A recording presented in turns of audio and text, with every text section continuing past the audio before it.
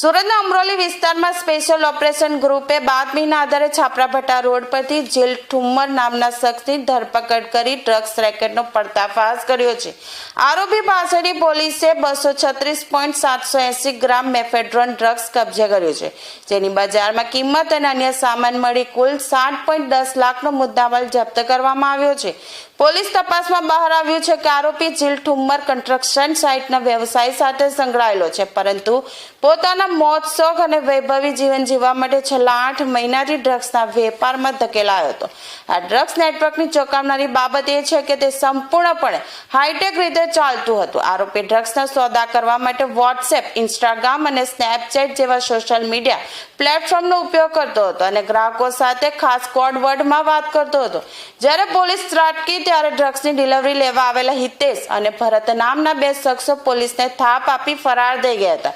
હાલમાં એસઓજી પોલીસે આરોપીના રિમાન્ડ મેળવવાની તજવીજ હાથ ધરી છે અને તેણે અત્યાર સુધીમાં કેટલાક કરોડોનું ડ્રગ્સ વેચ્યું છે તથા નેટવર્કના ક્યાં સુધી જોડાયેલા છે તે અંગે ઊંડાણપૂર્વક તપાસ શરૂ કરી છે.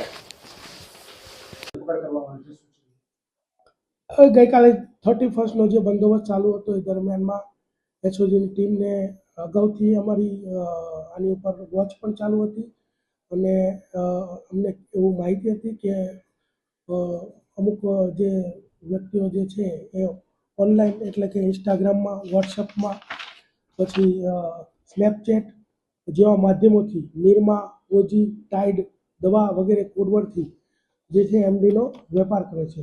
તો ગઈકાલે અમારી ટીમ જ્યારે બંદોબસ્તમાં હતી દરમિયાનમાં માહિતી મળી કે અહીંયા એ વ્યક્તિ માલ આપવા આવનાર છે.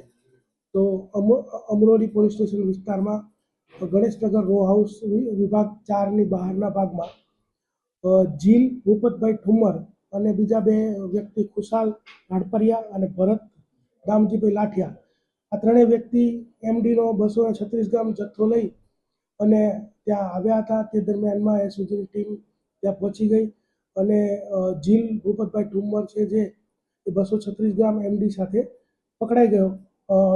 તેમજ ખુશાલ રાણપરિયા અને ભરત ઉર્ફે લાઠિયા આ બંને જે છે એ ત્યાંથી નાસી ગયા એટલે એમને વોન્ટેડ જાહેર કર્યા છે.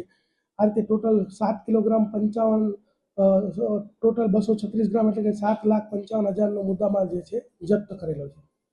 આરોપી કોણ છે અને અગાઉનો કોઈ એનો કેસ છે ને? આરોપી જે છે જીલ ભૂપતભાઈ ઠુમ્મર એ પોતે પણ એમડીનો બંધાણી છે અને આની ઉપર બીજો કોઈ અગાઉ કેસ દાખલ થયો નથી. પોતે કન્સ્ટ્રક્શન સાઇટ ઉપર કામ કરે છે અને પોતે બંધાણી હોય પછી પૈસાની જરૂરિયાત હોય પોતે પણ આનો પેડલર બનેલો છે અને આની ઉપર મારી અગાઉથી વોચ પણ હતી. 6 થી 8 મહિનાથી આ જે છે એને પૂછપરછ દરમિયાન જાણવા મળ્યું છે કરે છે, પરંતુ બીજી વધારાની વિગત જે છે એ ખુશાલ રાણપરિયા અને ભરત લાઠિયા આ બંને જે છે પકડાય ત્યારબાદ વધારાની વિગત જાણવા મળશે.